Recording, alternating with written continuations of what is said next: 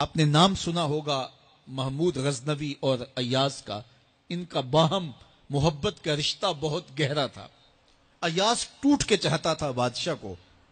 اب دیگر مصاحبین حسد کرتے تھے، بغض رکھتے تھے.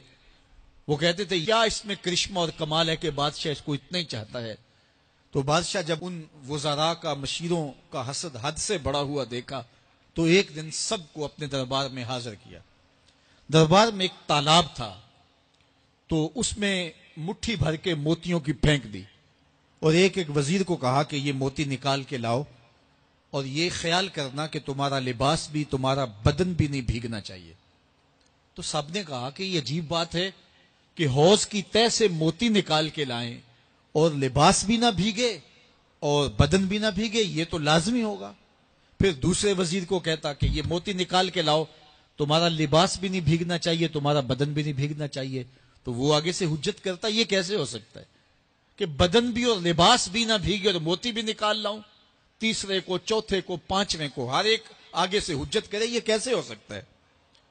پھر ایاز آ گیا تو بادشاہ نے ایاز کو کہا کہ یہ موتی نکال کے لانے ہیں اور تمہارا لباس بھی اور تمہارا بدن بھی نہیں بھیگنا چاہیے. ایاز نے فوراً چھلانگ لگائی اور موتی نکالے. جب باہر نکلا تو بدن اور لباس پانی سے نچڑ رہا تھا.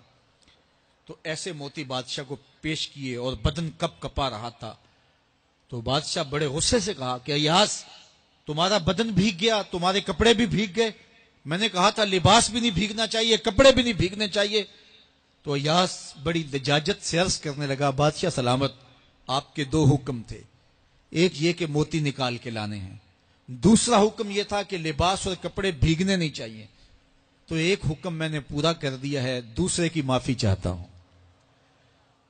تو صاحب، اللہ نے حضرت انسان کے سینے میں جذبات کا ایک جہاں آباد کیا ہے.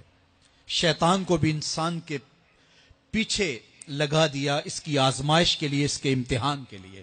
نفس بھی اس کے اندر موجود ہے. اور دوسری جانب اس کو گناہوں سے منع بھی کیا اور نیکی کی تلقین بھی کی. اب کتنی مشکل زندگی ہے حضرت انسان کی. آئی جان شکنجے اندر جویں ویلنے دے وچ گنا. کتنی مشکل زندگی ہے. خواہشیں ہیں کہ آوارہ ہیں، آرزویں ہیں کہ بے قابو ہیں، اور دوسری جانب اللہ کا حکم ہے. اب کیا کرے؟ تو گناہ کرنے کے بعد پھر اللہ کے حضور توبہ کر لے، جو ممکن ہو وہ نیکی کرے اور گناہ سے مقدور بر بچنے کی کوشش کرے. لیکن بشری تقاضوں کے تحت اگر اس سے گناہ کبھی سرزد ہو جائے تو اس پر اکڑے نہ اور اس پہ مصر نہ رہے، اس پہ اصرار نہ کرے، بلکہ فوراً اللہ کے حضور توبہ کرے. گناہ کرنے کے بعد بندہ جب توبہ کرتا ہے، التائب من الذنب کمن لا ذنب لہ، تو وہ ایسے ہوتا ہے جس طرح اس نے گناہ کیا ہوا ہی نہیں. بندہ 100 بار گناہ کر کے توبہ کرے، اللہ 100 بار معاف فرما دیتا. وہ کریم ہے، 70 ماؤں سے زیادہ پیار کرتا ہے. تو بندے اس کی دہلیز پہ جب توبہ کرتے ہیں، رجوع کرتے ہیں اور اس سے معافی مانگتے ہیں، تو وہ یہ نہیں دیکھتا کہ یہ گناہ گار کتنا بڑا ہے. وہ یہ دیکھتا ہے کہ یہ میری دہلیز پہ آیا ہے اور اس کے ما قبل کے سارے گناہ معاف بھی کرتا ہے، بلکہ گناہوں کو بدل کے نیکیوں میں بھی تبدیل کر دیتا ہے.